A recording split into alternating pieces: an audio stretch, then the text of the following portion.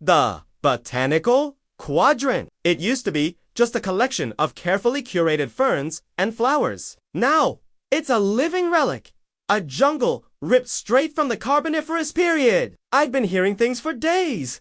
Strange rustlings in the undergrowth that didn't match any of our animal logs. Today, I decided to follow the sound. It led me deeper than I'd ever been, to a part of the quadrant that felt older. The air was thick, heavy with the scent of damp earth and something else. Something electric. And then I saw it. Nestled among giant, unfamiliar ferns was a seed pod, but like nothing I'd ever seen. It was translucent, glowing with a soft, internal light that pulsed like a slow heartbeat. I couldn't resist. I reached out, my fingers brushing against its smooth, warm surface. The moment I touched it, a voice whispered in my mind, not of this world, ancient and resonant. It said, "The root, remember?" The next morning, Dr. Felix and I were back in the grove. The impossible flora had spread overnight. What was once a contained quadrant was now a sprawling, prehistoric jungle, spilling over its designated boundaries. The plants weren't just growing, they were arranging themselves. They formed intricate spirals, perfect mathematical fractals, and strangest of all, glyphs. It was as if the forest itself was trying to write something to communicate. Felix was muttering about impossible botany, about how these plants were from different geological eras, all coexisting in this one small patch of the zoo. It defied every law of nature we knew. As he was trying to scan a particularly large, spiraling fern, the underbrush erupted. A creature of immense size slithered into the clearing. It was an arthropleura, a giant millipede from a forgotten age, its segmented body shimmering. It wasn't aggressive. Instead,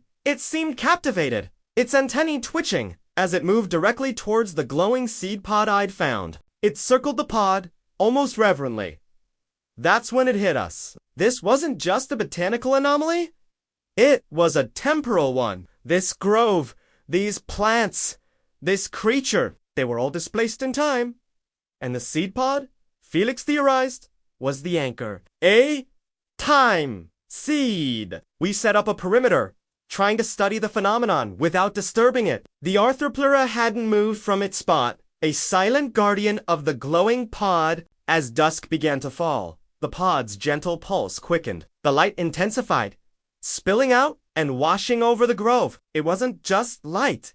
It was a projection. Images flickered into existence around us, three-dimensional and hauntingly real. We saw ancient ecosystems, vibrant and teeming with life, suddenly crumble into dust. We saw deserts turn to oceans, and ice ages swallow continents. Then, just as quickly, we saw life return. New ecosystems, bizarre and beautiful, rising from the ashes of the old. It was a cycle of collapse and rebirth, played out over millions of years in a matter of minutes. The vision wasn't just a recording. It was a message, a warning from a future we couldn't comprehend, a future that had seen the end and the new beginning. As the last image faded, a wave of energy washed over me from the pod.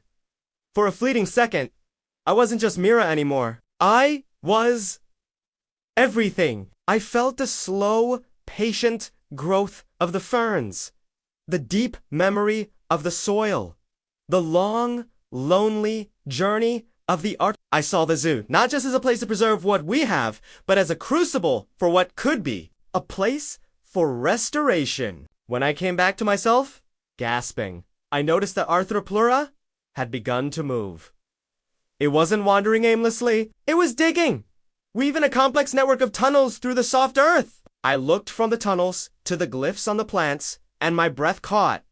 The tunnels were mirroring the glyphs perfectly. The creature wasn't just digging, it was creating a living map. Felix brought out his tablet, frantically scanning the glyphs and cross-referencing the patterns the arthropleura was carving into the earth. The symbols weren't just decorative, they were a language. A complex, three-dimensional language of roots and tunnels.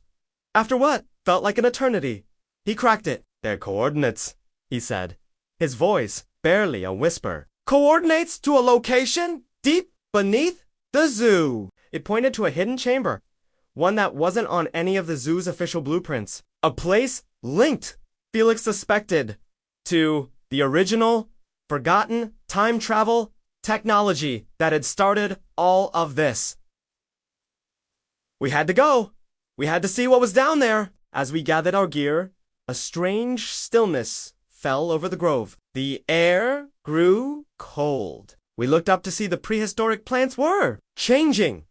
They were aging in reverse. Giant ferns shrank into small sprouts, vibrant flowers folded back into buds. The entire grove was decompressing, folding back into its proper time. The glowing seed pod, our temporal anchor, was dimming, its life force fading. Acting on pure instinct, I reached out and broke off a small fragment before it vanished completely. It was still warm, still pulsing, with a faint, rhythmic light in the palm of my hand.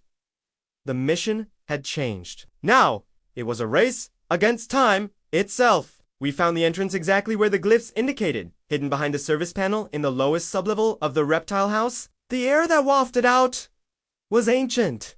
Still, descending into the darkness, we found a small, circular chamber, its walls covered in unfamiliar metal alloys. In the center stood a lone pedestal. As we approached, the fragment in my pocket pulsed brightly, and the chamber hummed to life. A cone of light shot up from the pedestal, and a flickering hologram coalesced before our eyes. It was a person, their image distorted by static, but the face was mine. Older, weathered, but unmistakably me. Her voice, clear and urgent, filled the silent chamber. "If you're seeing this," she began, "it means the cycle is continuing." The Whispering Grove was a test, a message in a bottle from the earth itself. Listen carefully.